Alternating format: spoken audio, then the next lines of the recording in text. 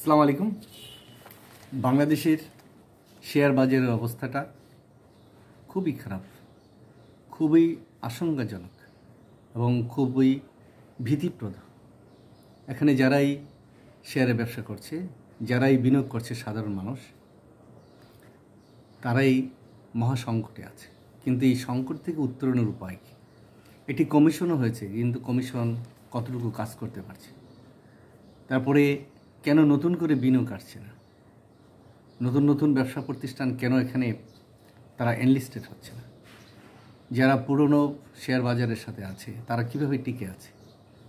তারপরে এর সাথে যে শীর্ষ কিছু ব্রোকার হাউস আছে, তারপরে মার্চেন্ট ব্যাংক আছে, তারা কেমন আছে এবং তাদের কর্মচারীরা কী অবস্থার মধ্যে আছে? গত যে ঈদ গেল, তারা ঈদ কতটুকু করতে পেরেছে? আগামীতে ঈদ আসছে, সেখানে তাদের বেতন বাড়াতে হবে। এইগুলি নানান প্রশ্ন।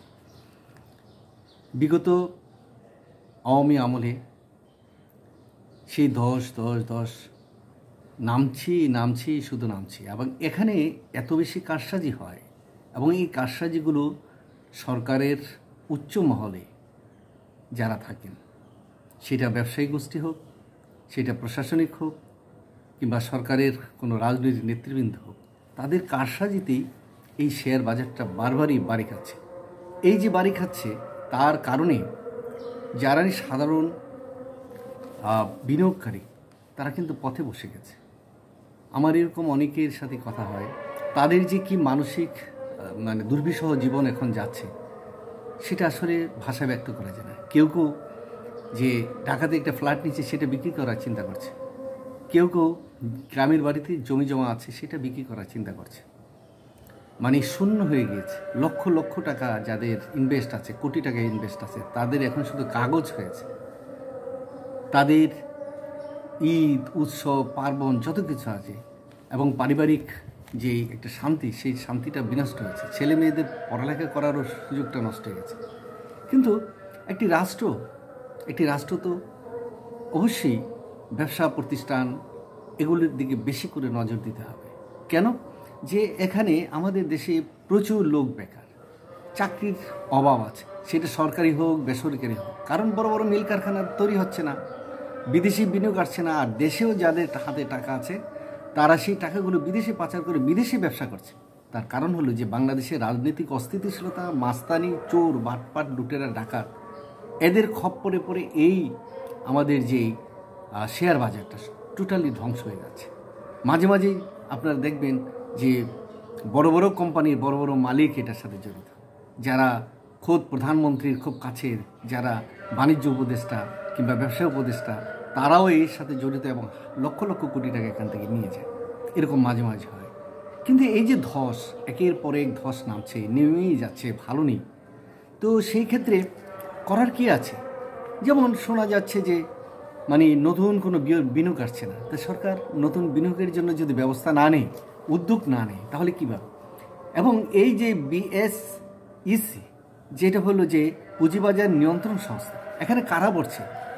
তারা কি বাজার সম্পর্কে জানে? আন্তর্জাতিক বাজারের সাথে আমাদের এই বাজারের সমন্বয় কিংবা কীভাবে বাজারটাকে একটা স্থিতিশীল পর্যায়ে আনা যায়। হ্যাঁ, শেয়ার বাজার আমরা জানি যে সেকেন্ডে এটার উঠতি নামতে আছে, এটা স্বাভাবিক।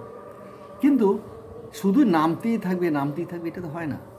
তাহলে ব্যবসায়ীরা কেন এখানে বিনিয়োগ করবে? কিভাবে এই বাজার ব্যবস্থাটা টিকে থাকবে? এটা তো একটু ভাবতে হবে। কিন্তু এই ভাবনাটা আমাদের মধ্যে নেই। আর যারা ওখানে আছে, যারা ওখানে যায়, যাদেরকে দেওয়া হয়, তাদেরকে এক্সপার্ট মনে হয়, কিন্তু তারাই তখন একটা সিন্ডিকেট তৈরি করে নেয়। ওই সিন্ডিকেটের মাধ্যমে তারা তখন বিভিন্নভাবে সাধারণ যে পুঁজি বিনিয়োগ করে, তাদের সর্বনাশটা তারাই ঘটিয়ে দেয়। আমরা দেখেছি যে এখানে যাদেরকেই দেওয়া হচ্ছে, তাদেরকে নিয়ে অনেক আলোচনা সমালোচনা হয়, তাদের নিয়ে মধ্যখানে অনেক গণ্ডগোল হয়েছে, অনেক ঝামেলা হয়েছে। তারপরে আমরা দেখেছি যে এই শেয়ার বাজারে যারা সাধারণ পুঁজি বিনিয়োগ করেছে, তারা মাঝে মাঝেই এই মতিঝিলে কিংবা চট্টগ্রামে বিভিন্ন জায়গায় তারা বিক্ষোভ প্রদর্শন করে। সরকার কি করে দেখে না? সরকার কি বোঝে না? সরকারের অর্থ মন্ত্রণালয়, অর্থ বিষয়ক যে উপদেষ্টা, তারা করেনটা কি?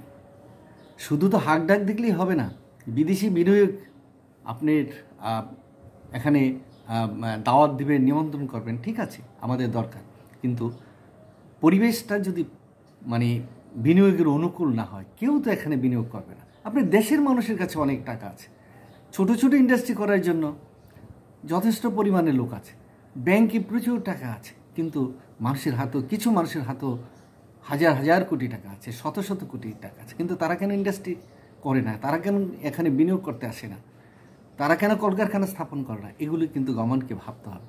মূল কারণ হচ্ছে যে আমাদের এই পুঁজিবাজারের যে স্থিতিশীলতাটা সরকার রক্ষা করার কোনো রকমের মানে ব্যবস্থা নিচ্ছে না, কিংবা গভীরভাবে পর্যালোচনা করে কাকে দিয়ে এটা ঠিক করা যাবে সেই রকম প্রপার ম্যানকে এখানে বসানো হচ্ছে না। এই প্রপার ম্যান না বসার কারণেই যে বাজারের দিক নির্দেশনা কেউ দিতে পারছে না, কেউ পাচ্ছেও না। যারা ব্যবসায়ী তারাও বুঝছে না, যারা পুঁজিবাজারে নিয়োগ করছে তারাও বুঝতে পারছে না আসলে কার কাছে যাবে, কি হলে এই ব্যবসাটা ভালো হবে। এবং এই যারা এই মানে বিএসইসি, যেটা পুঁজিবাজার নিয়ন্ত্রণ সংস্থা, তারাও সেই সৎভাবে দেশপ্রেমিক নাগরিক হিসাবে তারাও একটা পথ এই সাধারণ মানুষকে দিতে পারছে না। তাহলে এই ব্যর্থতা কিসের? এত বড় একটি দেশ, 18 কোটি মানুষের দেশ, 18 কোটি একটি মানুষের দেশে এটা কি অসম্ভব কেন হয় যে এই একটি সংস্থাকে পরিচালনা করে? এখানে কি কোনো মেধাবী লোক নেই, যোগ্য লোক নেই? এটাও কি ইম্পোর্ট করতে হবে? এটাও কি বিদেশ থেকে আনতে হবে? তাহলে এদেশে কেন এত ইউনিভার্সিটি, কেন এত মানে পড়ালেখা, কেন বিদেশের থেকে ডিগ্রি নেওয়া এই দেশে আসে কিংবা বিদেশে থাকে? কারো পক্ষে কি সম্ভব না? আর সরকারের যিনি অর্থ বিষয়ক এটা চিন্তা ভাবনা করেন, তিনিও কি জানেন না? তাহলে কেন অর্থ বিষয়ে তিনি দায়িত্ব নিয়েছেন? আমার তো মনে হয় যে এই শেয়ার বাজারকে যেহেতু একটা দিক নির্দেশনা দিতে পারছে না সেহেতু, এবং এই যে একের পর এক ধস নামছে, যারা পুঁজি নিয়োগ করছে তারা হতাশ হয়ে যাচ্ছে, তাদের পুঁজি শূন্য কোঠায় নেমে যাচ্ছে, কিন্তু তারা অনেকেই আবার ব্যাংক থেকে লোন নিয়েছে, ওই যেই মানে মার্চেন্ট ব্যাংকগুলো আছে সেখান থেকে লোন নিয়েছে, তাদের কিন্তু সুদ বাড়তে বাড়তে চক্রবৃদ্ধি অনেক হয়েছে। এখন এই সুদগুলো কি করবেন? এই সুদগুলো তো কমপক্ষে ব্যবসায়ীদের মানে মওকুফ করার একটা চিন্তা ভাবনা করতে হবে। যারা নিয়ে একদম প্রান্তিক অবস্থায় চলে গেছে তাদেরও তো লক্ষ লক্ষ কোটি টাকা সুদ হয়ে গেছে ব্যাংকের। এখন তারা ব্যাংকে সুদ দেবে নাকি ব্যবসা করবে, কি করবে? অনেকে তো এরকম যে নিজের জীবনকে নিজেই এখন বিসর্জন দেওয়ার জন্য হয়তো চিন্তা ভাবনা করছে। সংসার চলে না, ছেলেমেয়ের স্কুল কলেজে দিতে পারে না, দুধ কিনে আনতে পারে না, খাবার কিনতে আনতে পারে না, এরকম আমি দেখেছি। বাড়িঘর বিক্রি করতে চাচ্ছে, দেশের বাড়ি বিক্রি করছে, ঢাকাতে ফ্ল্যাট বিক্রি করছে। আমার চোখের সামনে এমন অনেকগুলো ঘটনা ঘটেছে। তাহলে এইভাবে তো একটি দেশ, এইভাবে তো একটি শেয়ার বাজার চলতে পারে না। দুর্দশায় পড়েছে বাজার, মধ্যস্থতাকারী প্রতিষ্ঠানও। যারা মধ্যস্থতাকারী প্রতিষ্ঠান তারাও দুর্দশার মধ্যে পড়েছে। আর শেয়ার বাজার নিয়ন্ত্রণ যে সংস্থা, তাদের তো ব্রুক্ষেপই নেই। এখানে জ্ঞানীগুণী লোক নিয়ে আসে, ঢাকা ইউনিভার্সিটি বিভিন্ন জায়গা থেকে আসে। আরে বাবা, বসতে হবে তো, ক্লাসের পড়ালেখা করানো আর হলো একটা ব্যবসা প্রতিষ্ঠান পরিচালনা করতে এক না। কলাম লেখা যায়, সরকারের সমালোচনা করা যায়, আলোচনা করা যায়, টকশোতে কথা বলা যায়, কিন্তু প্রপার মেন তো এখানে বসাতে হবে। তাই ইউনূস সরকার ব্যবসা বান্ধব একটি সরকার, তাই তার কাছে অনুরোধ যে এই যে শেয়ার বাজারে যে সাধারণ যারা শেয়ার কিনেছে তাদের দিকে একটু লক্ষ্য রাখুন, তাদের সুদগুলোকে মওকুফ করার চেষ্টা করুন, তাদেরকে বাঁচানোর চেষ্টা করুন। কারণ চাকরি দিতে পারবেন না, ব্যবসাও দিতে পারবেন না। আর ব্যবসা করার জন্য তারা নিজে পয়সা খরচ করে যাচ্ছে, সেই টাকাটারও নিরাপত্তা দিতে যদি না পারেন তাহলে কিভাবে কি হবে? তাহলে তো মানুষের কাছে অনেক প্রশ্ন আছে। এইভাবে ক্ষুদ্র ক্ষুদ্র ক্ষুদ্র ছোট ছোট জিনিসগুলো নিয়ে কিন্তু মানুষের ভিতরে বিশাল একটা অশান্তি সৃষ্টি হয়েছে। একদিকে লক্ষ লক্ষ ছেলে মেয়ে শিক্ষিত বেকার, আবার যারা বেকারত্বকে সাথে নিয়েই তারা জীবন সংগ্রামে লিপ্ত, তারা নিজেরাই উদ্যোগী হচ্ছে, নিজেরাই কোনো ব্যবসা প্রতিষ্ঠান পরিচালনা করছে, সেখানেও তাদের নিরাপত্তা নেই। কিংবা শেয়ার বাজারে তারা টাকা মানে ইনভেস্ট করেছে, সেটারও নিরাপত্তা নেই। তাহলে যাবেটা কোথায় এই মানুষগুলো? যদি দেওয়ালে এইভাবে পিঠ থেকে যায়, হয় দেওয়াল ভেঙে যেতে হবে নতুবা সামনে এগোতে হবে। তো দেওয়াল তো পিঠ দিয়ে ভাঙা যায় না, সেই জন্য সামনেই অগ্রসর হবে। তাই আমরা অনেকেই দেওয়ালের লিখন আমরা কিন্তু পড়ি না।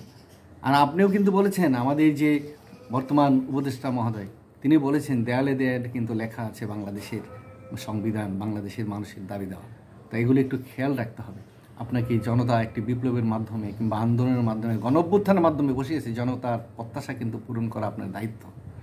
শুধু আওয়াজ হবে না, আওয়াজ বেশি দিন কিন্তু টিকে থাকে না, কাজ দেখাতে হবে। শেয়ার বাজারকে চাঙ্গা করুন, এদেশের সাধারণ যারা মানে বিনিয়োগকারী তাদেরকে বাঁচান, তাহলেই শান্তি শান্তি শান্তি। ওম শান্তি। ওম শান্তি।